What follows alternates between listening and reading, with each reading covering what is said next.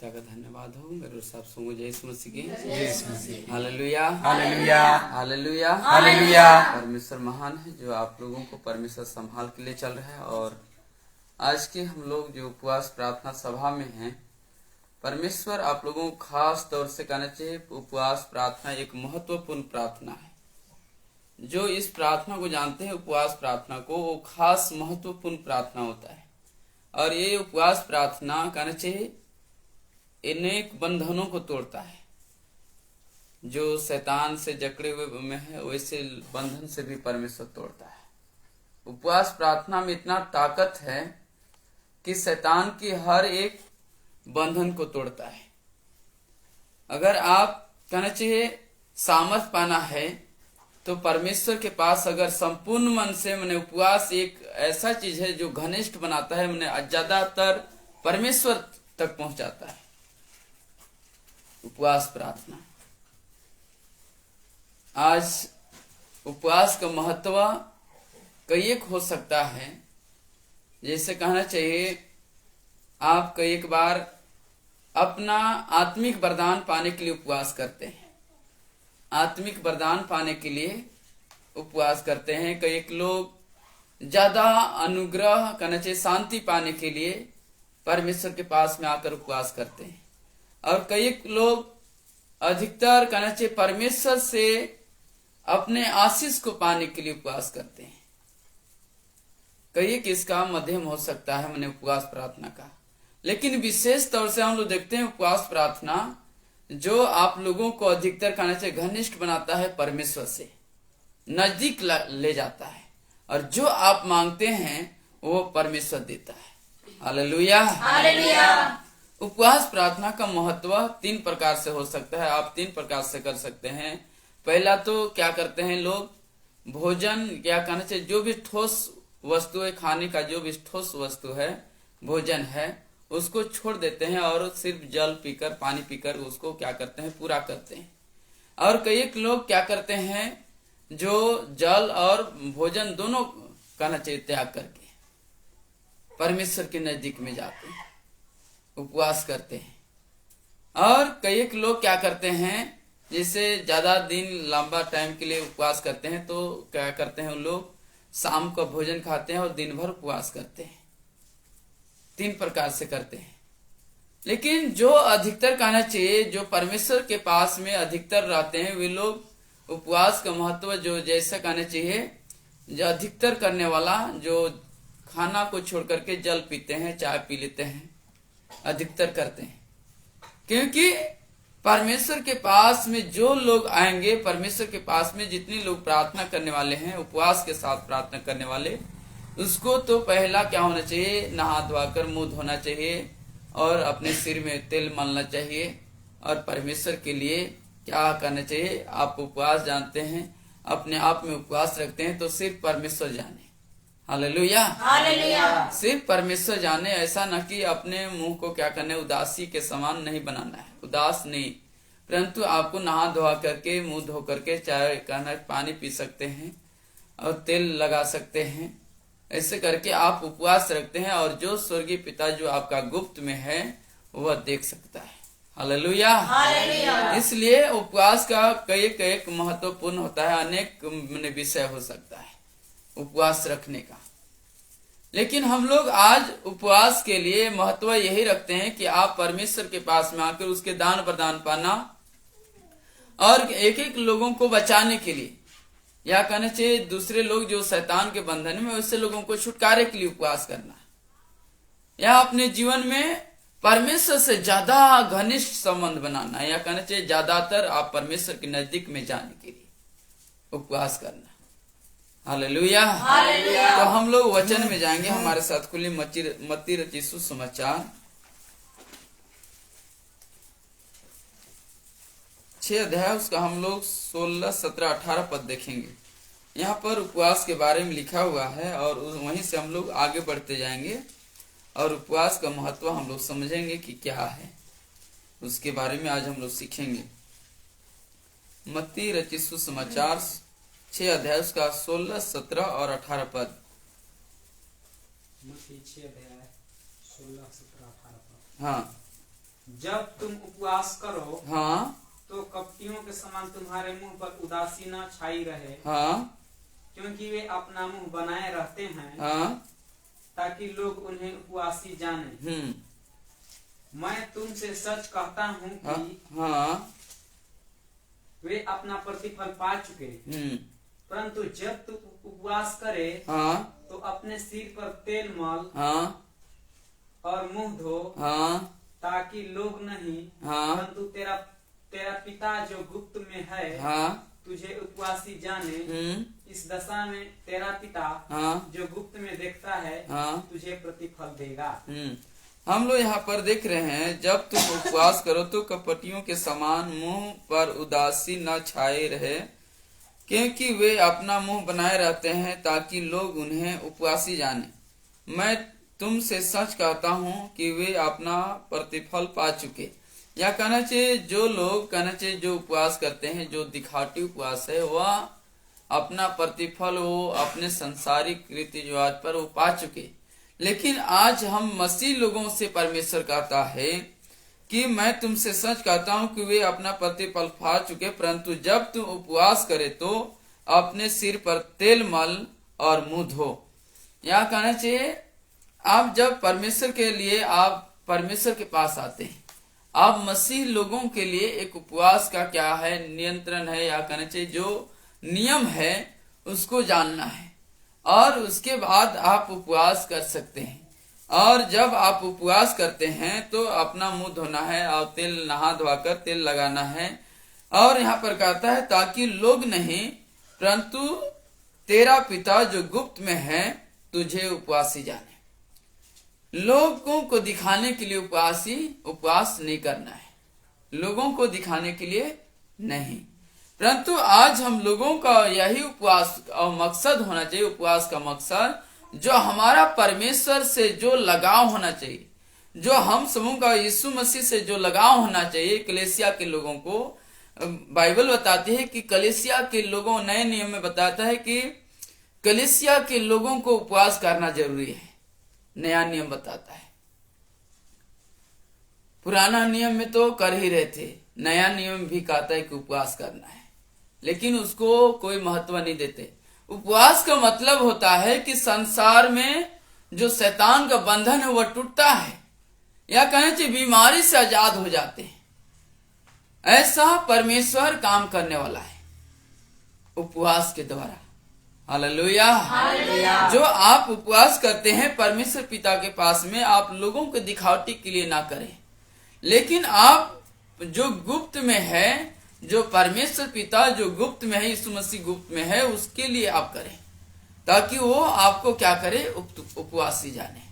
Hallelujah. और कहता है इस दशा में तेरा पिता जो गुप्त में है देखता है, तुझे प्रतिफल देगा। हालेलुया। हालेलुया।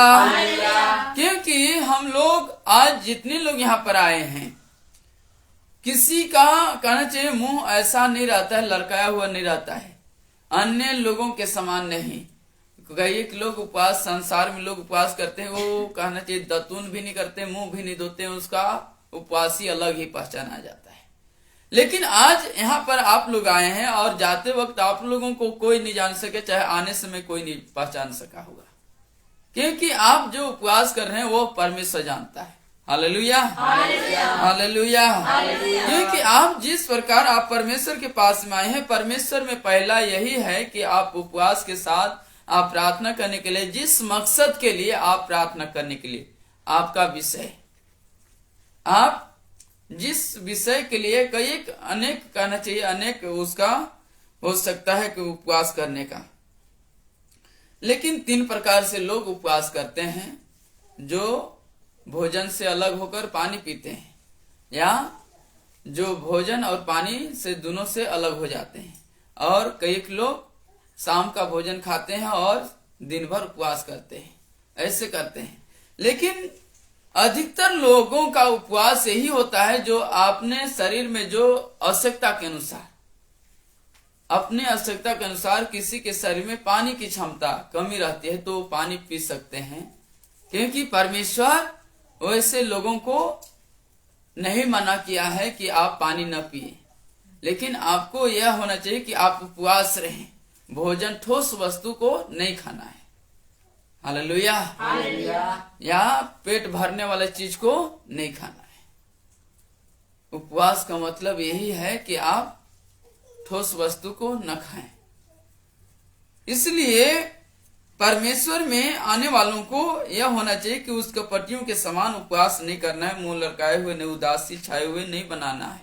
लेकिन आज हम लोगों को होना चाहिए कि परमेश्वर का जो जीवित वचन है उसके अनुसार करने की जरूरत है। हालेलुया। तो हमारे साथ और वचन हम देखेंगे, हमारे साथ खोलिए। जब यीशु मसीह उपवास किया, वह एक नमूना देकर गया। यीशु मसीह उपवास किया और एक नमूना को देकर के गया कलीसिया के लोगों के लिए। कलीसिया के लोगों के लिए उपवास करके दिखाया। वो तो परमेश्वर ही था, तब पर भी उस उपवास किया। वचन कहता है जब तक दुल्हा बराती के संग रहेगा तो कोई उपवास नहीं करेगा। यीशु मसीह जब तक था, उसका चेला लोग कोई उपवास नहीं कर रहे थे, कोई उपवास नहीं किया। लेकिन जैसे ही यीशु मसीह कहना चाहिए जब मारा गया, गाड़ा गया और तीसरे दिन जी उठा और फिर 40 दिन के बाद उसने फिर स्वर्गारोहण हो गया। उसके बाद हम लोग देखते हैं जो बरनबास है और पौलुस है, जो बाइबल में बताता है साउल करके है, वे लोग उपवास किए और कलीसिया के लोगों को भी कहा कि तुम लोग उपवास करो। क्यों? क्योंकि जो शैतानिक बंधन में है वैसे लोगों को छुटकारा पाने के लिए, या कहना चाहिए जो जब वे लोग प्रचार करने के लिए गया, उनको चुन करके भेजा गया, तो एक टोन्हा व्यक्ति से मुलाकात हो गया जो इलीमास टोन्हा था। तो वे लोगों को नियुक्त किया गया कि जो बरनबास है और जो साउल है उसको इस काम के लिए चुन करके इनको नियुक्त कर दो और भेज दो सुसमाचार सुनाने के लिए। और जब वे लोग सुसमाचार सुनाने गए तो उसी टोन्हा व्यक्ति से मुलाकात हो गया जो इलीमास टोन्हा है, जो शैतान में बंधन है, शैतान के बंधन में है। वैसे लोगों को बंधन से छुड़ाने के लिए वे लोग अपने आप को उपवासी रखे थे परमेश्वर के पास में। जो बरनबास और साउल था, जो पौलुस कहलाता है, वो उपवास किया वैसे लोगों को आजाद करने के लिए। हालेलुया। हालेलुया। आज आपका उपवास का मतलब क्या है आप समझिए। आप क्या मकसद लेकर के आप उपवास रखते हैं उसके बारे में आप समझ सकते हैं, और जो आप रखते हैं उसको गुप्त में जो स्वर्गीय पिता है वो जान सकता है। हालेलुया। हालेलुया। इसलिए आपका जो विषय है, आपका जो आप विषय लेकर आप उपवास रख रहे हैं, वो पिता को मालूम होना चाहिए। हालेलुया। हालेलुया। तब आपका क्या करेगा, वो प्रतिफल देगा और आपके प्रतिफल के अनुसार वो काम करेगा। हालेलुया। हालेलुया। हमारे साथ खोलिए मत्ती 4 अध्याय, उसका हम लोग 2 पद देखेंगे। वहां पर यीशु मसीह जब उपवास कर रहा था किया, उसके बारे में कहता है। मत्ती 4 अध्याय 2 पद। वह 40 दिन हाँ और 40 रात निराहार रहा। हाँ। तब उसे भूख लगी। हम लोग देख रहे हैं कि वहां पर जब यीशु मसीह का जो चमत्कार काम करना था, और यानी कहना चाहिए जो उनको इब्लिस से जो परीक्षा होना था, वह 40 दिन उपवास के बाद उसको होना था। कई बार लोगों के जीवन में क्या होता है कि जब आप उपवास करते हैं तो समस्या भी आपके पीछे आएगा। क्यों? क्योंकि उसका परीक्षा होगा तब तो और अधिक मजबूत होगा। जब यीशु मसीह 40 दिन और 40 रात क्या हो गया, निराहार रहा, उपवास किया, तो उसका परीक्षा हो रहा है इब्लिस के साथ में, शैतान के साथ में परीक्षा। उपवास के बाद में जैसे ही उपवास उसने खत्म करता है, उसको क्या लगा, भूख लगी, और शैतान उसको परीक्षा करना शुरू कर दिया। लेकिन उसने नहीं डगमगाया, क्योंकि उसने जानता था कि ये शैतान का काम है। शैतान परीक्षा करता है। शैतान क्या करता है? परीक्षा करता है। आज हम लोगों के जीवन में होना चाहिए कि आप परीक्षा में जब पढ़ते हैं, उपवास करते हैं, अगर आपका प्रार्थना करना चाहिए जैसे आप उपवास करते हैं, तो कई एक बार लोगों के जीवन में ऐसा कमजोर महसूस हो जाएगा। उपवास करेंगे और जब यहाँ पर हैं आपको अच्छा लग रहा है, लेकिन जैसे ही आपको घर जाने लगेंगे तो कमजोर महसूस होगा। तो क्या होता है? कमजोर महसूस होता है, आपको परीक्षा होता है। लेकिन वैसे समय में आप कह सकते हैं कि हम परमेश्वर के वचन से क्या हुए हैं? तृप्त हुए। हालेलुया। कोई कमजोरी हमको सता नहीं सकता है। इसलिए आज हम लोगों को परमेश्वर में आगे बढ़ने के लिए जब यीशु मसीह का परीक्षा हो सकता है, तो आपको अभी परीक्षा हो सकता है जो उपवास करेंगे, या आपको लोगों के द्वारा परीक्षा हो सकता है। लोगों के द्वारा परीक्षा हो सकता है। मान के चलिए लोग आपको तरह तरह के बोल सकते हैं, आपको उदास कर सकते हैं कि उपवास का क्या मतलब है, उपवास करने से क्या हो सकता है। कह सकते हैं आपके शरीर को आप क्या कर रहे हैं? कमजोर बना रहे हैं, कह सकते हैं लोग। लेकिन आपका शरीर कमजोर नहीं होगा, कमजोर नहीं होगा, क्योंकि जो आप ताकत पाने के लिए यीशु मसीह में आप उपवास रखे हैं, जो ताकत पाने के लिए आपको परमेश्वर देगा आत्मिक तौर से। हालेलुया। आत्मिक तौर से आप बलवंत होने के लिए आप उपवास कर रहे हैं। आप आत्मिक तौर से बलवंत होने के लिए आप उपवास कर रहे हैं कि शैतान की शक्तियों को चूर करने के लिए, शैतान की शक्तियों को खंडन करने के लिए, शैतान की शक्तियों को नष्ट करने के लिए आप उपवास कर रहे हैं। लेकिन हम लोगों को पहला मकसद यही है उपवास का कि आप अपने आप को सचेत करके जब आप अपने आप को सावधानी पूर्वक आप उपवास करेंगे, परमेश्वर के लिए आप उपवास करते हैं, परमेश्वर आपकी सुनेगा और परमेश्वर आपका प्रतिफल देगा। हालेलुया। हालेलुया। क्योंकि जब वो 40 दिन और 40 रात निराहार रहा, तब उसे भूख लगी। तब उसके परखने वाला आकर उससे कहा, यदि तू परमेश्वर का पुत्र है तो कह दे ये पत्थर रोटियां बन जाएं। लेकिन यीशु मसीह वैसा नहीं किया। शैतान जैसा बोल रहा है वैसा नहीं कर रहा है। शैतान जैसा कह रहा है वैसा वो नहीं कर रहा है। हम लोगों को समझने की जरूरत है। आपको मनुष्य के द्वारा भी शैतान परख सकता है, मनुष्य के द्वारा आपको परख सकता है। कई एक बार परखने के लिए मनुष्य, या कहना चाहिए अधिकतर कैसे लोग परखते हैं? जो टोन्हा व्यक्ति होते हैं वैसे लोग परखते हैं। अगर आपके बारे में जान गया कि उपवास करता है तो वैसे लोग परखेंगे आपको। इसलिए हम लोगों को ऐसे लोगों से सावधान होने की जरूरत है। जब आप सावधान हो जाएंगे तो जब आपका परखने वाला आपके सम्मुख आएगा तो आप उसको जवाब दे सकते हैं यीशु मसीह के वचन के द्वारा। हालेलुया। यह कहना चाहिए आपके जीवन में जब अगर परख आ गया, परीक्षा आ गया, बीमार हो गए, लोग कहेंगे उपवास करता है तब पर भी ये बीमार होता है। लोग तरह तरह के परख सकते हैं, बोल सकते हैं, लेकिन उसका जवाब आप दे सकते हैं। आपको यीशु मसीह पर ज्ञान परमेश्वर देता है, और उपवास बुद्धि और समझ पाने के लिए भी उपवास करते हैं। बुद्धि पाने के लिए भी उपवास कर सकते हैं, क्योंकि उपवास का कई विषय है। आप जो विषय के लिए आप उपवास कर सकते हैं, जो विषय के लिए आप उपवास करके परमेश्वर के पास में आएंगे, परमेश्वर आपको देगा। हालेलुया। हालेलुया।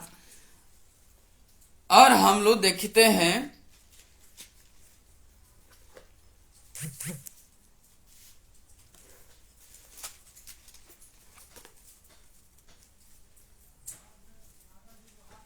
क्योंकि जो उपवास का महत्व है, उपवास का रहस्य है, जो महत्वपूर्ण उपवास जो आप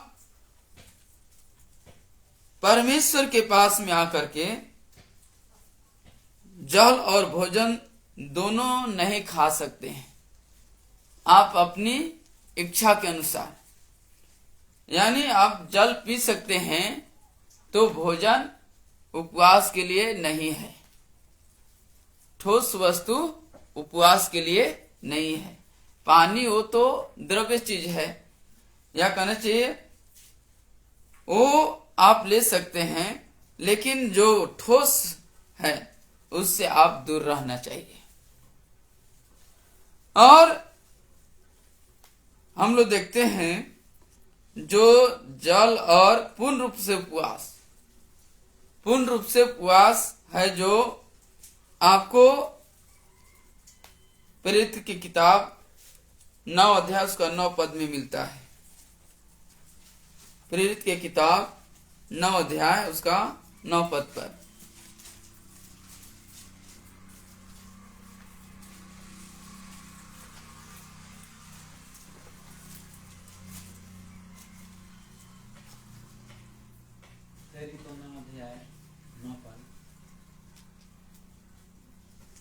वह 3 दिन तक न देख सका, हाँ, और न खाया और न पिया। जब ये साउल है, जब मसीह लोगों को सताने के लिए वो दमिश्क में जा रहा था, तो उसको दमिश्क से जा रहा था तो उसको परमेश्वर वहीं पर पकड़ा, और जब उसको यीशु मसीह पकड़ा तो अपने मुंह के बल गिर गया, क्योंकि उसको दिन और रात का पता ही नहीं चल रहा। उसका आंख ऐसा अंधा हो गया, कुछ दिखाई नहीं दे रहा है। तो जाए कहां? क्योंकि परमेश्वर उसके द्वारा काम कराना चाह रहा था, और जो मसीह लोगों को सता रहा था उसके बारे में उसको सिखाना चाहता था, क्योंकि जितना दुख मसीह लोगों को दे रहा था उससे बढ़कर वो उसको सहना पड़ा। क्यों? क्योंकि ये परमेश्वर का काम को, परमेश्वर के चेले लोगों को, परमेश्वर के जो भक्तता थे, मसीह लोग थे, उनको घात कर रहा था। तो जब उसको पकड़ लिया, उसको दर्शन मिला, या कहना चाहिए उसको जब मुंह के बल गिर गया, तो उसने 3 दिन और 3 रात उसने कुछ भी नहीं खाया पिया, पानी भी नहीं पिया, ना कुछ न खाया, क्योंकि उसको दिखाई दे नहीं रहा था। तो कहां जाएगा? तो यीशु मसीह के पास में वो जो उसको यीशु मसीह उसको पकड़ा, उसको निराहार रहना पड़ गया।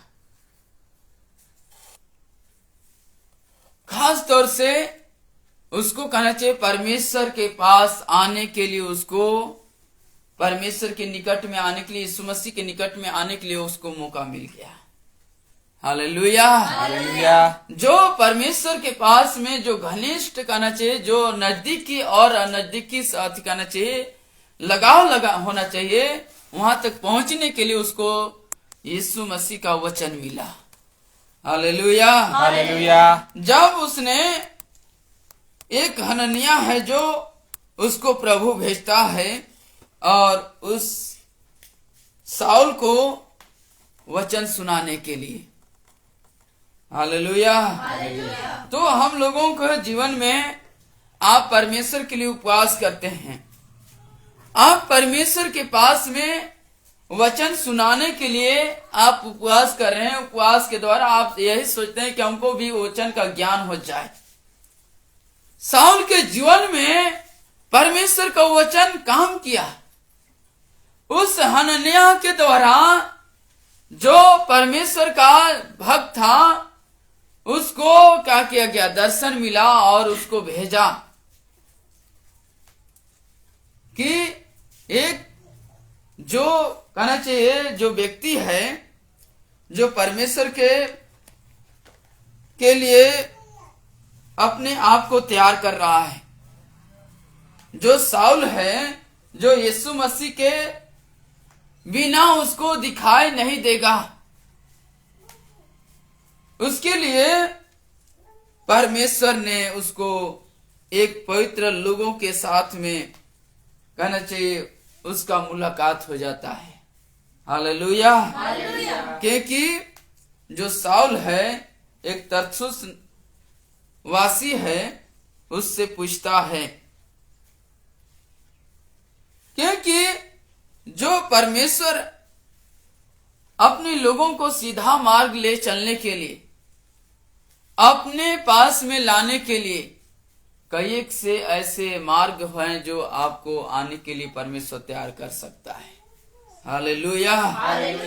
जो परमेश्वर को नहीं जान रहे हैं वैसे लोगों को वैसे मार्ग से में लाने के लिए, यीशु मसीह के मार्ग में लाने के लिए कई एक से माध्यम हो सकता है।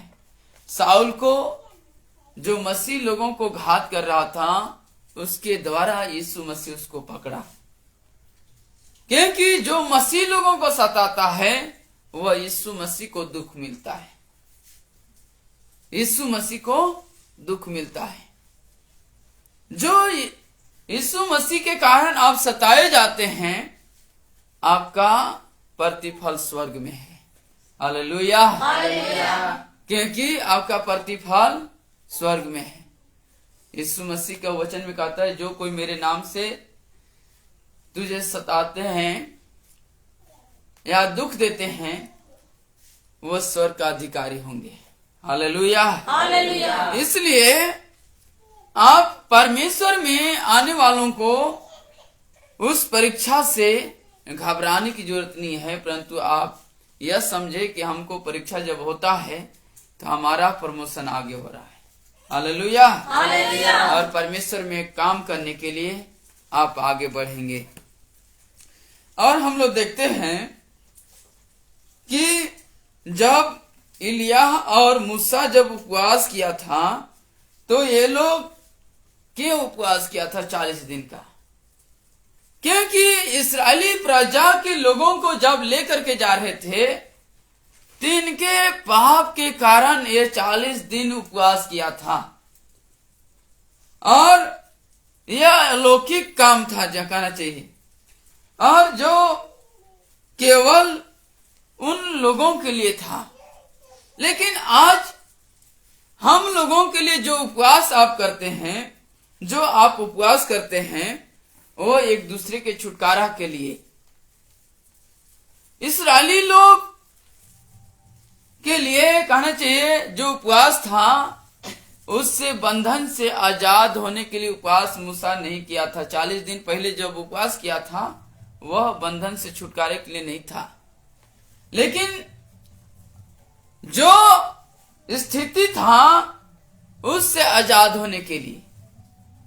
लेकिन फिर जब 40 दिन का मूसा फिर उपवास किया, उसमें उसका सारे पाप की क्षमा के लिए उपवास किया था। मुंह के बल फिर जब गिर गया, देखा कि लोग क्या कर रहे हैं, बछड़ा बनाकर नाच देख रहे हैं, उसी जगह में जब उसने गिर गया और फिर 40 दिन उपवास किया और इस्राएली लोगों को छुटकारे के लिए। आज जब आप उपवास करते हैं तो आपका विषय होता है, आपका विषय होता है। और परमेश्वर के पास में नजदीक होने के लिए मूसा उस समय में 40 दिन जब उपवास किया था शुरू में, तो वो केवल परमेश्वर से बात करने के लिए परमेश्वर से बात कर रहा था। परमेश्वर के से नजदीकी में जाकर के वो क्या कर रहा था, बात कर रहा था। लेकिन दूसरा वहां पर जब फिर और 40 दिन किया तो शैतान का बंधन जो इस्राएली लोग बछड़ा बनाकर नाच रहे थे उसके पाप के कारण वे लोग क्या किए, मूसा उपवास किया। तो हम लोगों का उपवास, जब आप उपवास करते हैं तो आपका विषय होना चाहिए और उस विषय के द्वारा आपका परमेश्वर प्रतिफल देगा। Hallelujah, hallelujah. जो आपका गुप्त में है वो क्या करता है, देखता है। जो गुप्त में है, जो परमेश्वर पिता गुप्त में है, वो आपको देखता है और उसके काम के अनुसार, आपके काम के अनुसार परमेश्वर प्रतिफल देगा।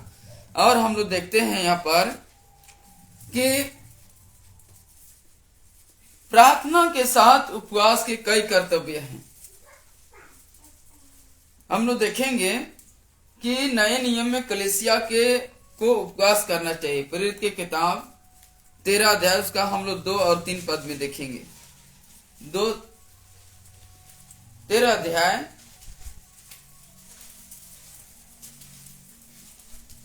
यहाँ पर बरनबास और वही साउल के बारे में बताया गया है। प्रेरित की किताब 13 अध्याय उसका 2 और 3 पद। जब वो उपवास सहित प्रभु की उपासना कर रहे थे, हाँ, तो पवित्र आत्मा ने हाँ, कहा, मेरे लिए बरनबास और हाँ, साउल को उस काम के लिए हाँ, अलग करो, हाँ, जिसके लिए मैंने उन्हें बुलाया है। हाँ, तब उन्होंने उपवास और प्रार्थना करके हाँ, और उन पर हाथ रखकर उन्हें विदा किया। तो उपवास का मतलब यहाँ पर देखते हैं कि उन पर पवित्र आत्मा का सामर्थ उंडेला गया। और जब वहां पर उपवास के साथ उन लोगों के लिए जो नियुक्त किया हुआ था या जो चुने हुए व्यक्ति थे उनके लिए उपवास किए कि जो परमेश्वर का काम करना है या परमेश्वर का सुसमाचार सुनाने के लिए उसको चुना गया है।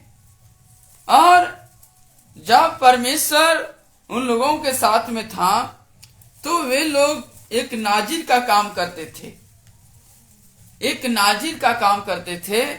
नाजिर कहना चाहिए जो प्रखंड स्तर पर दूसरे लोगों का काम काज के अनुसार वेतन देने का काम वे लोग करते थे। लेकिन परमेश्वर वहीं पर एक योजना बनाया और यहाँ पर कहता है जब वे उपवास सहित प्रभु की उपासना कर रहे थे, उपवास के साथ वे लोग भी प्रार्थना कर रहे थे परमेश्वर के पास में आकर के। जो कौन लोग थे, बरनबास और साउल, वे लोग क्या कर रहे थे, उपवास के साथ परमेश्वर की उपासना कर रहे थे, उसके पास भजन कीर्तन कर रहे थे, उसके नाम की महिमा कर रहे थे। और तो पवित्र आत्मा ने कहा मेरे लिए बरनबास और साउल को उस काम के लिए अलग करो जिसके लिए मैंने उन्हें बुलाया है। उन लोगों को जो काम करने के लिए परमेश्वर उन लोगों को चुन कर लाया था और उस काम को करने के लिए उसको नियुक्त किया गया। और जब वे लोगों के लिए प्रार्थना किया, वो उपवास के साथ प्रार्थना किया गया कि उन पर पवित्र आत्मा का सामर्थ रहे, पवित्र आत्मा का सामर्थ रहे, तब वे लोग पवित्र आत्मा की अगुवाई में चलने लगे।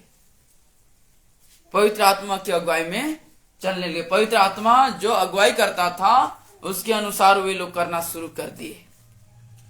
उपवास के साथ जो प्रार्थना करते हैं परमेश्वर उनके संग रहता है। हालेलुया। परमेश्वर बड़ा काम करने के लिए एक उद्देश्य होना चाहिए, एक मकसद, एक खास होना चाहिए कि आप उपवास के साथ अधिक कहना चाहिए बड़ा काम कर सकते हैं। काम तो होगा लेकिन जैसा काम करना चाहिए परमेश्वर के लिए वैसा नहीं होगा। जो साधारण तौर से प्रार्थना करेंगे और उपवास के साथ प्रार्थना करेंगे, उपवास वाला का प्रार्थना निरंतर कहां तक रहेगा, परमेश्वर तक बना रहेगा। और जो खा पी करके आएंगे उसका शारीरिक भोजन करने वालों को कहने चाहिए खा पी कर आएंगे उसका ध्यान अलग ही रहेगा, उसका सोच विचार अलग ही रहेगा। लेकिन जो परमेश्वर पर उपवास रखते हैं, परमेश्वर पर उपवास रखते हैं, परमेश्वर के लिए, परमेश्वर के काम के लिए, परमेश्वर के काम को करने के लिए, तो आपको परमेश्वर सामर्थ देगा और पवित्र आत्मा से अगुवाई करेगा। हालेलुया। तो यहाँ पर और आगे पढ़ते जाएंगे।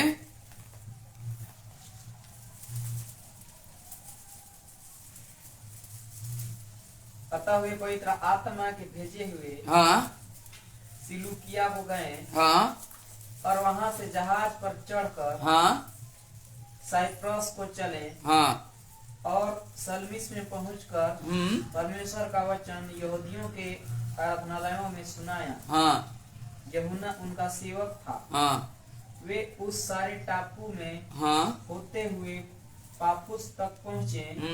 वहाँ उन्हें बार यीशु नामक एक यहूदी टोन्हा हाँ और झूठा भविष्यद्वक्ता मिला।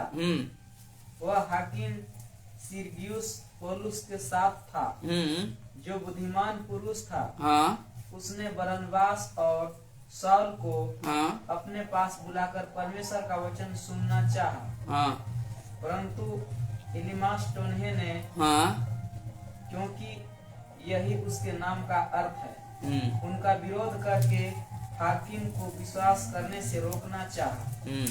तब शाऊल ने, जिसका नाम पौलुस भी है, पवित्र आत्मा से परिपूर्ण हो उसकी ओर टकटकी लगाकर देखा और कहा, हाँ हे सारे कपट हाँ और सब चतुराई से भरे हुए शैतान, हाँ शैतान की संतान, सकल धर्म के बैरी, क्या तू प्रभु के सीधे मार्गों को टेढ़ा करना न छोड़ेगा? अब देख, प्रभु का हाथ तुझ पर लगा है और तू कुछ समय तक अंधा रहेगा और सूर्य को न देखेगा।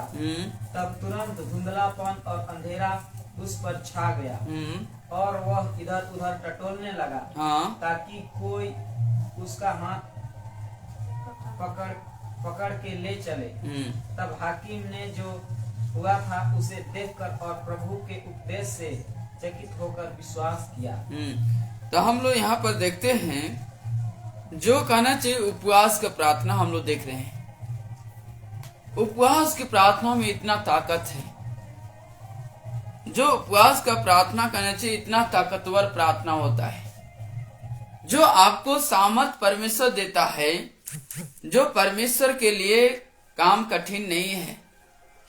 परमेश्वर में ज्यादा लगाव होने के लिए, परमेश्वर के साथ ज्यादा लगाव करने के लिए उपवास करने की जरूरत है।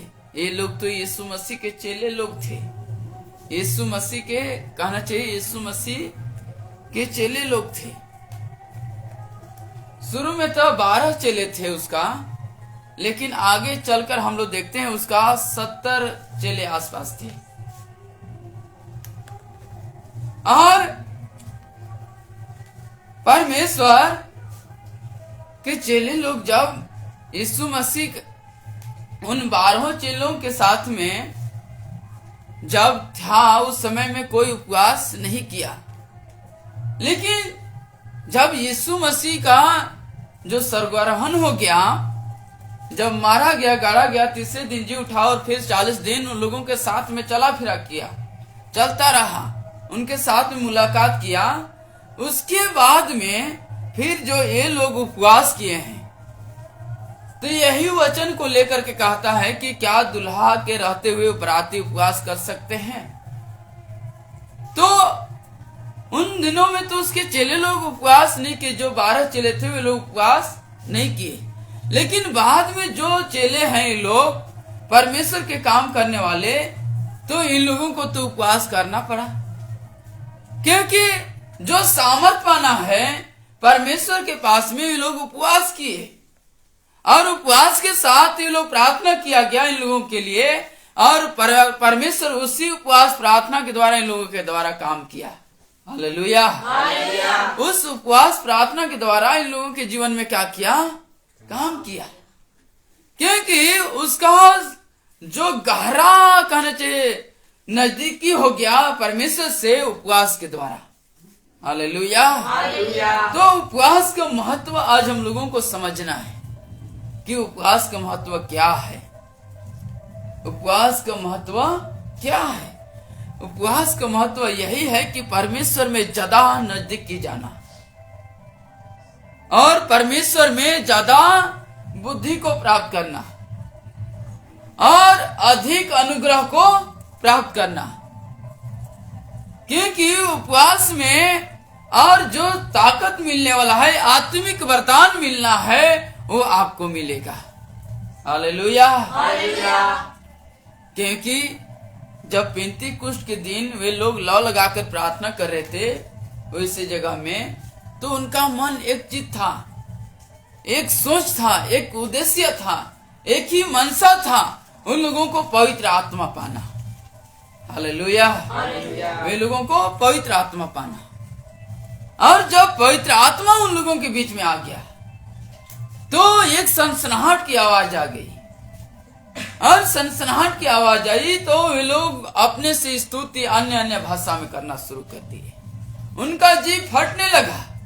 क्यों? क्योंकि प्रार्थना में एक ऐसा सामर्थ है, उपवास प्रार्थना में, कि आपका मन परमेश्वर तक रहता है।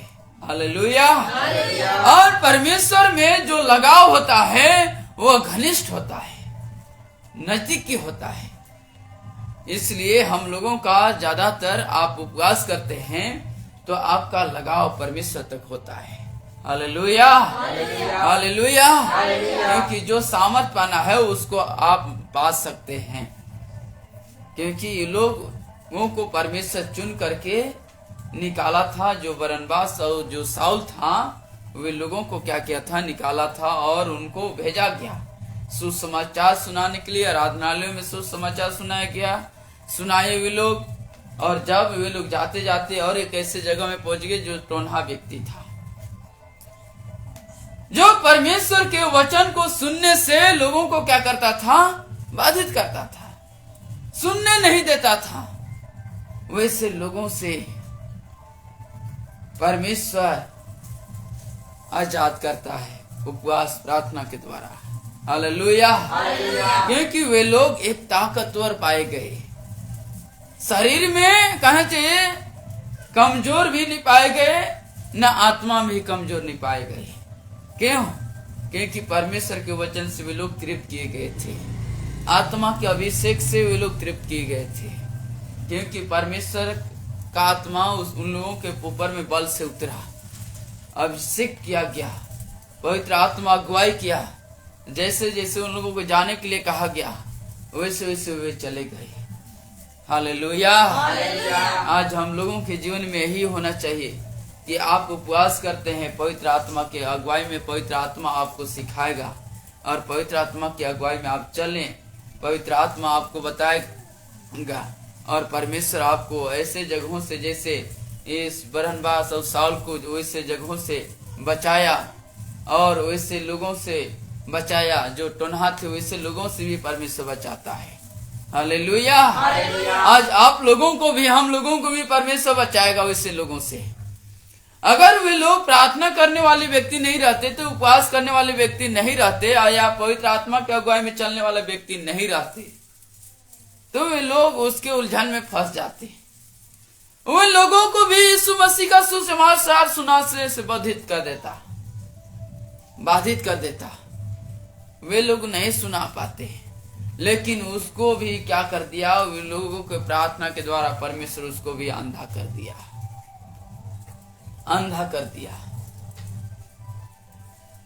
क्योंकि परमेश्वर के पास वो सामर्थ्य है। उपवास प्रार्थना का कहना चाहिए वो पावरफुल प्रार्थना है। हालेलुया। वो पावरफुल प्रार्थना है उपवास प्रार्थना।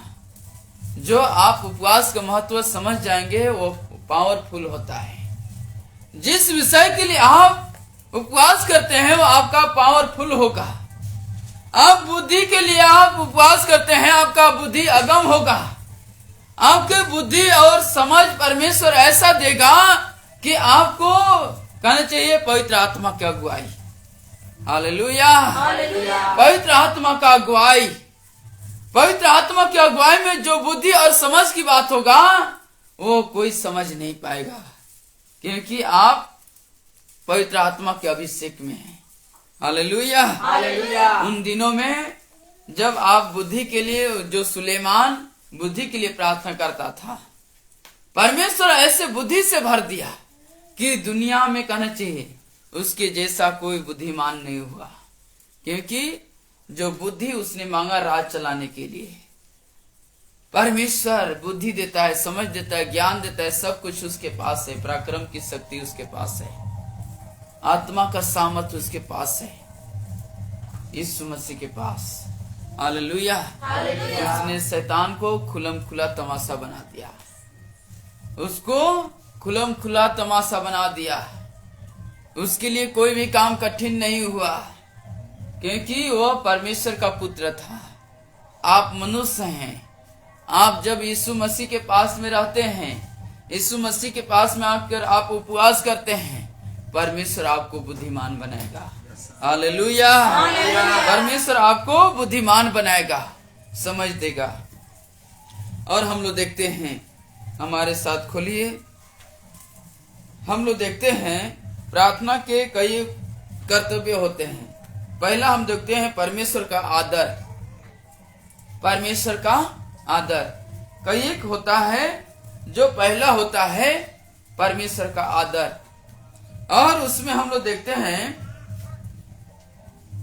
कि जब लोग उपवास करते हैं तो उस कपटियों के समान नहीं, लेकिन परमेश्वर के योजना के अनुसार, परमेश्वर के कहे हुए वचन के अनुसार करते हैं। मसीह लोग परमेश्वर का आदर देते हैं। परमेश्वर जो वचन कहता है उसके अनुसार क्या करते हैं? उपवास करते हैं, मुंह धो लेते हैं, तेल लगा लेते हैं, नहा धोवा लेते हैं, पानी पीते हैं, उसके अनुसार उपवास करते हैं, क्योंकि परमेश्वर के वचन में कहा गया है। लेकिन जो संसार के लोग करते हैं, मुंह भी नहीं धोते हैं, पानी भी नहीं पिएंगे, ऐसे मुंह बना देंगे कि वो कहना चाहिए कितना दिन से भी नहीं खाया है, ऐसा एक दिन का उपवास में कितना दिन से नहीं खाया, ऐसा मुंह बना देंगे। लेकिन परमेश्वर के लोग परमेश्वर के कहे हुए वचन के अनुसार करते हैं, तो उसका क्या करते हैं? आदर देते हैं। हालेलुया। और हम लोग देखते हैं दूसरा में कि परमेश्वर के सम्मुख स्वयं को नम्र करना, माने अपने आप को नम्र करना। उपवास करने वालों लोगों को अपने आप को नम्र करना है। तो हम लोग इसके लिए वचन देखेंगे, हमारे साथ खोलिए भजन संहिता 69 उसका 10 पद। भजन संहिता 69 उसका 10 पद।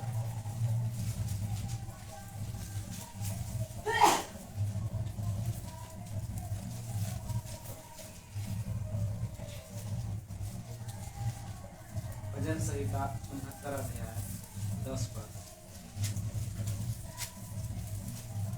जब मैं रोकर और उपवास करके दुख उठाता था, तब उससे भी मेरी नामधराई ही हुई। यहाँ पर कहता है, जब मैं रोकर और उपवास करके दुख उठाता था, तब उससे मेरी नामधराई हुई। तो कहना चाहिए जो परमेश्वर के पास में आएंगे उसको अपने आप को नम्र करना है। लोग आपका क्या करने तुच्छ समझेंगे, नामधराई होगा आपका। कहना चाहिए परमेश्वर के प्रति आपको दुख मिलेगा। जो आप उपवास करते हैं उसको प्रति भी आपको क्या मिलेगा? दुख मिलेगा। लेकिन अपने आप में क्या होना है? नम्र होना है। हालेलुया। उसके अनुसार हम लोगों को नम्र बनना है। अब जब नम्र बनते हैं, आपका उपवास परमेश्वर तक पहुंचता है। हालेलुया। और परमेश्वर में जो उपवास करते हैं उसका प्रतिफल परमेश्वर देता है। और यहाँ पर हम लोग देखते हैं अधिक अनुग्रह की प्राप्ति। उपवास कई तरह से करते हैं, मैंने कहना चाहिए कई एक विषय होता है उपवास का। तो एक होता है, पहला होता है परमेश्वर का आदर, और दूसरा में हम लोग देखे परमेश्वर के सम्मुख स्वयं अपने आप को नम्र करना, और तीसरा में है कि अधिक अनुग्रह की प्राप्ति। तो हम लोग देखेंगे पहला पत्रस 5 अध्याय, उसका हम लोग 5 पद देखेंगे। पहला पत्रस 5 अध्याय, उसका 5 पद।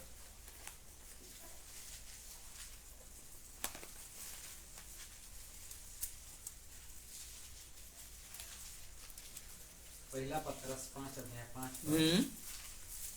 इसी प्रकार हे नवयुवकों, हाँ तुम भी प्राचीनों के अधीन रहो, हाँ वरन तुम सब के सब एक दूसरे की सेवा के लिए दीनता से हाँ कमर बांधे रहो, हाँ क्योंकि परमेश्वर अभिमानियों का विरोध करता है, हाँ परंतु दीनों पर अनुग्रह करता है। जो अनुग्रह पाना है, जो अनुग्रह आपको पाना है, या परमेश्वर के लिए, परमेश्वर के पास आने वालों को जो अनुग्रह पाना है, परमेश्वर उन पर अनुग्रह करता है। जो अपने आप को दीन बनाते हैं, अपने आप को छोटा बनाते हैं, जो अपने आप को छोटा बनाते हैं, दीन बनाते हैं, वैसे लोगों के लिए परमेश्वर अनुग्रह करता है। हालेलुया। जो अपने आप को प्राचीन कहना चाहिए अगुए लोगों का अधीन में अपने आप को कर देते हैं, जो अच्छा कहना चाहिए वचन के अनुसार जो बता रहे उसके अनुसार उन लोगों को करने के लिए अपने आप को चलाते हैं। बरनबास जो साउल हैं, जो उनके लिए उनका कहना चाहिए सेवक, जो कहना चाहिए जो आराधनालय में था, जो यूहन्ना था, उन लोगों को मौका मिला सुसमाचार सुनाने के लिए, और वे पहले उनके अधीन में वे लोग रहे, और जैसे जैसे उन लोगों को वचन मिलता गया, वचन के द्वारा उन लोगों को बताया गया, वे लोग सीखते गए उनके द्वारा, और जब उनको इस्तेमाल होना हुआ तो परमेश्वर उनका क्या किया, नियुक्त किया, पवित्र आत्मा के द्वारा कहला भेजा। हालेलुया। पवित्र आत्मा उनको अगुवाई किया। जो वहाँ लोग उपवास कर रहे थे, वहां पर जितने लोग उपवास कर रहे थे, उन लोगों के लिए कहा कि इन लोगों के लिए क्या कर, उपवास के साथ इन लोगों के लिए प्रार्थना करो, और जिस काम के लिए इनको भेजा जा रहा है उनके लिए प्रार्थना करो। तो आज आप लोगों के लिए प्रार्थना परमेश्वर करने के लिए सिखाएगा, और जब आप प्रार्थना करते हैं तो आप नम्र होकर के, दीन होकर के आप प्रार्थना करते हैं, या अपने आप को छोटा बनाते हैं परमेश्वर के सम्मुख में आकर के। हालेलुया। कि आप अधिकतर परमेश्वर में ज्यादा लगाव, अनुग्रह की प्राप्ति होने के लिए। हालेलुया। जब परमेश्वर का अनुग्रह आपके अंदर में आ जाएगा, आपके जीवन में आ जाएगा, तो कहना चाहिए जो शांति जो दिल लोगों में मिलेगा, वे कहना चाहिए वे अभिमानियों के ऊपर में नहीं होगा। जो घमंड करेंगे वैसे लोगों में नहीं होगा, लेकिन जो दिन रहेंगे, अपने आप को छोटा बनाएंगे, एक दूसरे से छोटा समझेंगे, वैसे लोगों में क्या करेगा, परमेश्वर अनुग्रह करेगा। हालेलुया। और हम लोग देखेंगे कि व्यक्तिगत पाप और असफलता पर शोक करना, लेकिन वैसे परिस्थिति में घनिष्ठ उपस्थिति परमेश्वर के पास, पहले परमेश्वर में ज्यादा नजदीकी जाने के लिए, ज्यादा नजदीकी जाने के लिए, इसके लिए वचन हम लोग देखेंगे यशायाह 57 उसका हम लोग 15 पद, यशायाह 57 उसका 15 पद।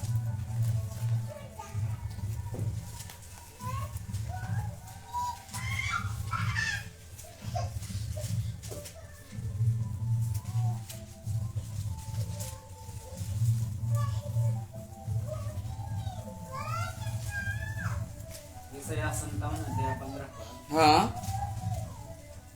क्योंकि जो महान हाँ, और उत्तम और सदैव स्थिर रहता, हाँ, और जिसका नाम पवित्र है, हाँ, वह यूं कहता है, हाँ, मैं ऊंचे पर और पवित्र स्थान में निवास करता हूँ, और उसके संग भी रहता हूँ, जो खेदित और नम्र है, हाँ, कि नम्र लोगों के हृदय और खेदित लोगों के मन को हर्षित करूं। तो हम लोग यहाँ पर देख रहे हैं, क्योंकि जो महान और उत्तम और सदैव स्थिर रहता और जिसका नाम पवित्र है, वह यूं कहता है, मैं ऊंचे पर और पवित्र स्थान में निवास करता हूँ और उसके संग भी रहता हूँ जो खेदित और नम्र हैं, कि नम्र लोगों के हृदय और खेदित लोगों के मन को हर्षित करूं। तो कहना चाहिए जो आप खेदित मन के होते हैं या नम्र होते हैं, आप जो दुख उठा रहे हैं या उपवास कर रहे हैं, उन लोगों के साथ में परमेश्वर रहता है। हालेलुया। जो उपवास करते हैं, जो दुखित हैं, जो खेदित मन वाले हैं, जो नम्र हो गए हैं, दिन बना लिए हैं अपने आप को, उसके साथ में परमेश्वर रहता है। हालेलुया। क्योंकि जो महान परमेश्वर है, जो पवित्र नाम है, जो पवित्र परमेश्वर है, जो पवित्र स्थान में निवास करता है। उपवास करने के लिए लोग कहाँ जाते हैं? पवित्र स्थान में, चर्च में जाते हैं। क्यों? क्योंकि परमेश्वर का उपस्थिति कहाँ रहता है? वहां पर रहता है, पवित्र स्थान में। और जो लोग वहां पर उपवास करेंगे, उसके साथ में कौन रहेगा? परमेश्वर रहेगा। हालेलुया। क्योंकि जो उपवास ऐसे लोग नहीं करते हैं, उपवास ऐसे लोग नहीं करते हैं जिसके जीवन में खेदित हैं, जिसका मन खेदित है, दुख है, वैसे लोग क्या करते हैं? उपवास करते हैं। यानी कहना चाहिए उपवास कई लोग ऐसे नहीं करते जिसके पास कहना चाहिए कोई विषय नहीं है या कोई प्रार्थना का विषय उसके पास नहीं है, किसी को बचाने के लिए दुखित नहीं है, उस दूसरे को दुख को देखकर नहीं पछताता है, वैसे लोग खेदित नहीं हो सकते हैं। यानी कहना चाहिए जो व्यक्ति एक दूसरे की आत्माओं को बचाने के लिए तरस नहीं खाता है, उसके लिए कोई वैसा महत्वपूर्ण विषय नहीं होता है। वह सिर्फ अपने आप को बचाने के लिए सोचता है। वैसा व्यक्ति जिसके जीवन में खेद नहीं है, दुख नहीं है, दूसरे की आत्माओं को बचाने के लिए उसको तरस नहीं हो, व्यक्ति उपवास नहीं कर पाएगा। वो व्यक्ति उपवास नहीं कर पाएगा, क्योंकि वो अपने कुशल को ही चाहता है। वो व्यक्ति अपने सुख और विलास को चाहता है, लेकिन जिसके अंदर में खेद है, दुख है, एक दूसरे के जीवन को देखकर पछताता है। दूसरे लोग जो दुख कहना चाहिए बीमार में पड़े हुए हैं, वैसे लोगों को देखकर वो पछताते हैं कि बीमारी कैसे हो गया, उपवास करेंगे। क्यों? क्योंकि उसके बीमारी से आजाद होने के लिए। हालेलुया। और परमेश्वर में ज्यादा नजदीक जाएंगे उनके बचाव के लिए, और परमेश्वर उनके उपवास को देखेगा, और परमेश्वर जो गुप्त में है उसका उपवास को देखेगा और उसको प्रतिफल देगा। हालेलुया। हालेलुया। क्योंकि परमेश्वर महान है, जो सामर्थी परमेश्वर है, जो दयालु परमेश्वर है, जो एक लोगों के मन को देखता है, जो सच्चा प्रेमी परमेश्वर है, जो पवित्र निवास में कहना चाहिए पवित्र स्थान में निवास करता है, जो ऊंचा है, जो ऊंचे पर रहने वाला परमेश्वर है, जो सदा स्थिर रहता है। वो इधर उधर डगमगाने वाला परमेश्वर नहीं है, वो स्थिर रहता है, एक दूसरे को दुख करके देख करके पछताता है। हालेलुया। हालेलुया। और हम लोग देखते हैं, हमारे साथ खोलिए, और हम लोग देखते हैं परमेश्वर की खोज में उसके निकट आकर तथा विरोधी आत्मिक बलों के विरोध प्रार्थना में लगे रहना। यानी कहना चाहिए जो आपके विरुद्ध में है, उस वैसे लोगों के बल को खत्म करने के लिए, वैसे लोगों को ताकत को खत्म करने के लिए, जो साउल और बरनबास कहना चाहिए जो परमेश्वर के भक्त लोग थे, जो क्या है विरोधी आत्मिक बलों के विरुद्ध जो शैतान के बल के द्वारा लोगों को क्या करते हैं, दुख देते हैं, वैसे बलों को तोड़ने के लिए, प्रार्थना करने के लिए, परमेश्वर के पास में आकर के प्रार्थना करने के लिए लगे रहना, उपवास के साथ। उपवास के साथ आप हर एक शुक्रवार आप प्रार्थना कर रहे हैं। क्यों? क्योंकि वैसे शक्तियों को तोड़ने के लिए जो लोगों को सताते हैं, जो शैतान लोगों को सताता है, वैसे शक्तियों को तोड़ने के लिए आप प्रार्थना में लगे रहें।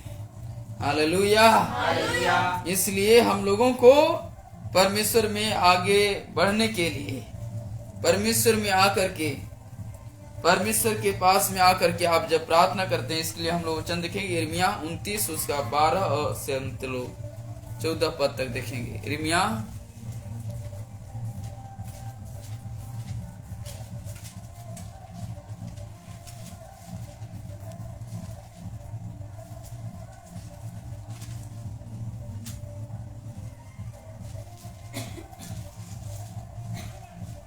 29 उसका 12 से 14 पद।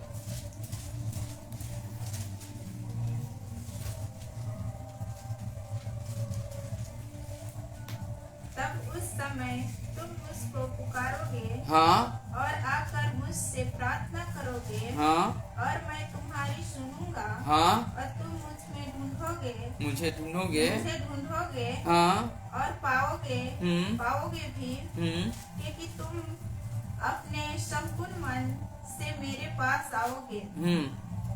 मैं तुम्हें मिलूंगा, हाँ, यहोवा की यही वाणी है, हाँ, और बंधुआई से लौटा ले आऊंगा, हाँ, और तुमको उन सब जातियों और स्थानों में से हाँ, जिनमें मैंने तुमको जबरन निकाल दिया है, हाँ, और तुम्हें इकट्ठा करके इस स्थान में लौटा ले आऊंगा, हाँ, जहाँ से मैंने तुम्हें बंदी करवा के निकाल दिया था। यहोवा की यही वाणी है। हाँ, हम लोग देख रहे हैं यहाँ पर जब ये लोग जो इस्राएली लोग थे बेबीलोन के बंधुआई में चले गए थे, और जब ये लोग बेबीलोन के बंधुआई में गए थे तो ये लोग फिर से जब परमेश्वर के पास में आकर के ये लोग प्रार्थना करने लगे। प्रार्थना, जो लोग प्रार्थना करते हैं, जो एक विशेष तौर से प्रार्थना करते हैं, कहना चाहिए परमेश्वर के पास में आकर के संपूर्ण मन से परमेश्वर को पुकारते हैं, और वैसे लोगों के प्रार्थना को परमेश्वर सुनता है और परमेश्वर मिलता है। हालेलुया। और वैसे बंधुआई से जहाँ की कहना चाहिए जैसे शैतान के बंधन में पड़े हुए थे, जो वैसे बेबीलोन के बंधुआई में पड़े थे, वहां से उनको निकाला। क्योंकि पहले ये लोग कहां से बंधुआई में गए थे? बेबीलोन की बंधुआई में। जब ये लोग इस्राएली लोग जब चले गए 70 वर्ष पूरे होने पर, जब ये लोग बेबीलोन की बंधुआई में गए, तब ये लोगों को कहना चाहिए इस्राएली लोग जब बंधुआई में गए तो ये परमेश्वर की आज्ञा को टाल दिए थे, और परमेश्वर की आज्ञा को टालने के कारण इनको बेबीलोन की बंधुआई में जाना पड़ा। लेकिन इन लोगों को फिर से परमेश्वर जहां से इन लोगों को बंधुआई में ले गया था, वहीं पर फिर से इन लोगों को लौटा लेने आने के लिए परमेश्वर तय किया। क्यों? क्योंकि ये लोग परमेश्वर को पुकारना शुरू कर दिए, परमेश्वर को पुकारना शुरू कर दिए, संपूर्ण मन से परमेश्वर को ढूंढना शुरू कर दिए, और परमेश्वर उनको फिर से वहां से वैसे बंधुआई से, बेबीलोन के बंधुआई से फिर से उनको निकाल लाया। हालेलुया। क्योंकि प्रार्थना में, उपवास प्रार्थना में कहना चाहिए वो जो ताकत है, जो पावरफुल प्रार्थना है, आज आप लोगों को मिलने वाला है। हालेलुया। आप लोगों को परमेश्वर देगा। और आप एक दूसरे के लिए प्रार्थना करेंगे, परमेश्वर आपको सुनेगा और आपके पुकार को सुनेगा और आप परमेश्वर के पास में आकर के वैसे स्थिति से, जो कहना चाहिए जो शैतानिक बंधन में है, वैसे बंधन से भी परमेश्वर आजाद करेगा आपके प्रार्थना के द्वारा। Hallelujah, hallelujah, hallelujah. और हम लोग देखते हैं प्रकाशन और बुद्धि की इच्छा की प्राप्ति प्रति पाना। प्रकाशन व बुद्धि परमेश्वर की इच्छा के प्रति पाना। यह उपवास जब कभी आदमी करते हैं, व्यक्ति करते हैं, तो प्रकाशन दर्शन पाने के लिए, दर्शन पाने के लिए उपवास करते हैं। और जब परमेश्वर की इच्छा के अनुसार दर्शन पाना, बुद्धि पाना, परमेश्वर की इच्छा के अनुसार, तो क्या होता है, जब आपको मिलता है उपवास की प्रार्थना में मिलता है, प्रकाशन मिलता है, दर्शन मिलता है। जब अधिकतर आप प्रार्थना में जाएंगे, परमेश्वर आपको प्रकाशन से बात करेगा। Hallelujah, hallelujah. और अधिक प्रार्थना में जाएंगे, परमेश्वर आपको प्रकाशन से भरेगा, दर्शन से भरेगा, बुद्धि की बात बताएगा, समझाएगा, क्योंकि परमेश्वर की इच्छा के अनुसार आप जब करना शुरू करेंगे। Hallelujah, hallelujah. हम लोग और एक वचन देखेंगे, हमारे साथ खोलिए।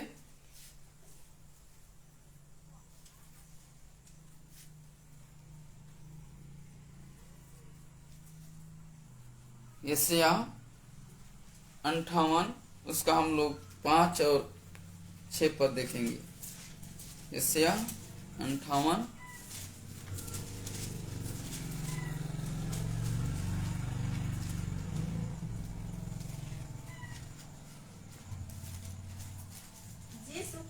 जिस उपवास से हाँ। मैं प्रसन्न होता हूँ, अर्थात जिसमें मनुष्य स्वयं को दीन करे। हाँ। क्या तुम इस प्रकार करते हो? क्या सिर को छाव के समान झुकाना, अपने नीचे टाट बिछाना और राख फैलाने ही को तुम उपवास और यहोवा को प्रसन्न करने का दिन कहते हो? 6 को पढ़ें।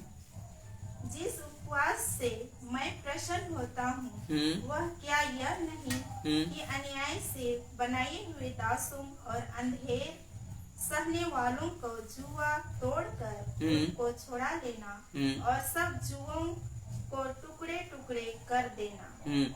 तो हम लोग देख रहे हैं, यहाँ पर कहता है जिस उपवास से मैं प्रसन्न होता हूँ, अर्थात जिसमें मनुष्य स्वयं को दीन करे। क्या तुम इस प्रकार करते हो? सिर को झाव के समान झुकाना, अपने नीचे टाट बिछाना और राख फैला ही को तुम उपवास और यहोवा को प्रसन्न करने का दिन कहते हो। परमेश्वर ऐसे करने वालों से प्रसन्न नहीं होता है, जो कहना चाहिए अपने आप को झाव के समान सिर झुका लेते हैं या नीचे टाट बिछा लेते हैं या राख फैलाते हैं। उन दिनों में लोग ऐसा ही करते थे। जब उपवास करना होता था या अपने बुरे काम से फिरना होता था, तो वे लोग अपने आप को उपवासी समझते थे या दुखी हो जाते थे और एक पहरावा वो लोग पहन लेते थे, टाट ओढ़ना, और राख बिछा लेते थे और अपने आप को कहना चाहिए ऐसा नीचा कर मैंने झुका देते थे। लेकिन वैसे उपवास करने से परमेश्वर प्रसन्न नहीं हुआ। लेकिन यहाँ पर कहता है जिस उपवास से मैं प्रसन्न होता हूँ, वह यह नहीं कि अन्याय से बनाए हुए दासों और अंधेर सहने वाले को का जुआ तोड़कर उनको छुड़ा लेना। या कहना चाहिए जो अन्याय कर रहे हैं उन लोगों से या अंधेर करने सताने व अंधेर सहने वालों का जुआ तोड़ करके वैसे लोगों से कहना चाहिए उसका शक्तियों को नष्ट करके वैसे उनके पास से आपको निकाल लेने के लिए उपवास करना। आप यह न समझे कि हम उपवास कर रहे हैं, तो उन दिनों में वे लोग क्या करते थे, झाव के समान सिर झुकाते थे, टाट ओढ़ते थे, लेकिन वैसा नहीं। लेकिन आज नए नियम में बताता है कि आपको मुंह धो करके आप परमेश्वर के पास में उन कपटियों के समान में नहीं, मुंह बना करके नहीं, लेकिन आपको कैसे करना है, आपको मुंह धो करके तेल लगा करके अच्छा से, और परमेश्वर के पास में आप उपवास कर सकते हैं। और जब आप प्रार्थना करेंगे उपवास के साथ में, वैसे जुआ टूटेंगे और वैसे शैतान के जुओं को आप टुकड़ा टुकड़ा करने पाएंगे। Hallelujah, hallelujah. जो शैतान का बंधन है उसको क्या कर सकते हैं, उपवास प्रार्थना के द्वारा आप टुकड़ा टुकड़ा कर सकते हैं। परमेश्वर आपके सुनेगा। हालेलुया। प्रार्थना जो उपवास प्रार्थना है वो क्या है, ताकतवर है। आपको ताकत मिलता है, बल मिलता है, शक्ति मिलता है, और उसमें आपको सामर्थ्य मिलता है। पवित्र आत्मा आपको सहायता करता है। हालेलुया। जो एलिया बिना खाए पिए जब उसको मार्ग में चलना पड़ा, 40 दिन का रास्ता चलना पड़ा, तो उसको परमेश्वर अगुवाई किया, पवित्र आत्मा सहायता किया। क्यों? क्योंकि वो परमेश्वर का जन था। परमेश्वर के पास में वो परमेश्वर की आज्ञा के अनुसार वो काम करता था। जब 3.5 साल अकाल पड़ गया तो शुरू में तो उसको राजा के घर से ही उसको मांस और रोटी मिला खाने के लिए, लेकिन एक समय ऐसा हो गया, फिर खाते पीते वो परमेश्वर के नजदीक में जब जाता था, परमेश्वर के नजदीक में जब जाता था, परमेश्वर उनके सुनता था। हालेलुया। और परमेश्वर जब उन्हें सुनता था, परमेश्वर उनको आज्ञा देता था क्या करना है और कैसे चलना है, उसके अनुसार वे लोग क्या करते थे। हालेलुया। और एलिया उसी प्रकार करता गया। जब वो खा पीकर तृप्त हो गया, फिर से उसको 40 दिन बिना खाए पिए उसको चलना पड़ा, और उसको परमेश्वर बल उतना ही दिया। क्यों? क्योंकि उसको परमेश्वर की आज्ञा के अनुसार काम करना था। हालेलुया। आज आपके साथ भी परमेश्वर रहेगा, और जब आप उपवास करते हैं, उपवास प्रार्थना के द्वारा आपको परमेश्वर बढ़ाएगा। हालेलुया। परमेश्वर आपको उपवास प्रार्थना के द्वारा ही आपको क्या करेगा, आगे बढ़ाएगा। जो विषय के लिए आप प्रार्थना करते, उपवास करते हैं, आपको परमेश्वर देगा। हालेलुया। क्योंकि परमेश्वर जो महान परमेश्वर है, जो सामर्थ्य पवित्र परमेश्वर यहोवा है, जो आप सबों को देने के लिए तैयार है। हम लोग एक वचन देखें, लास्ट वचन हमारे साथ खोलिए, मत्ती रचित सुसमाचार। हम लोग देखते हैं आत्मा के उंडेले जाने तथा मसीह के पृथ्वी पर आगमन के लिए मार्ग तैयार करने के लिए। मत्ती रचित सुसमाचार 9 अध्याय का 15 पद, आखिरी वचन, 9 अध्याय का 15 पद। मत्ती 9 अध्याय 15 पद।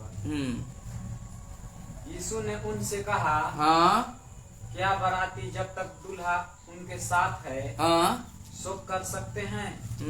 पर वे दिन आएंगे हाँ, जब दूल्हा उनसे अलग किया जाएगा, हाँ, उस समय वे उपवास करेंगे। जब यीशु मसीह इन संसार में था, कहना चाहिए जब जीवित था, जो शारीरिक तौर से कहना चाहिए मिट्टी का शरीर था, उस समय में कहता है कि जब दूल्हा उसके साथ है तो बराती क्या उपवास कर सकते हैं या दुख उठा सकते हैं? नहीं। लेकिन जब दूल्हा, एक समय ऐसा आएगा, वह दिन आएगा कि जब दूल्हा उससे अलग किया जाएगा, उस समय वे उपवास करेंगे। उस समय वे उपवास करेंगे। जब यीशु मसीह संसार में था, उन चेलों के साथ में 12 चेलों लोग थे, उनके साथ में वे लोग उपवास नहीं किए। लेकिन जब यीशु मसीह का स्वर्गारोहण हो गया, उसके बाद वो जितने कहना चाहिए उसके बाद चेले लोग आए, जितने सुसमाचार सुनाने वाले हो गए, वे लोग उपवास किए, और उपवास के द्वारा परमेश्वर काम किया। हालेलुया। इसलिए जो आपका बुलाहट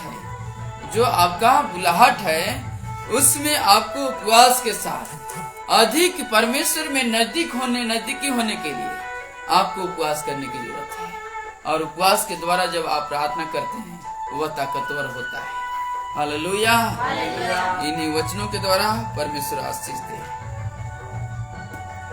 आइए हम लोग प्रार्थना करेंगे। इसमें वचन के लिए सुने ना प्रार्थना करें।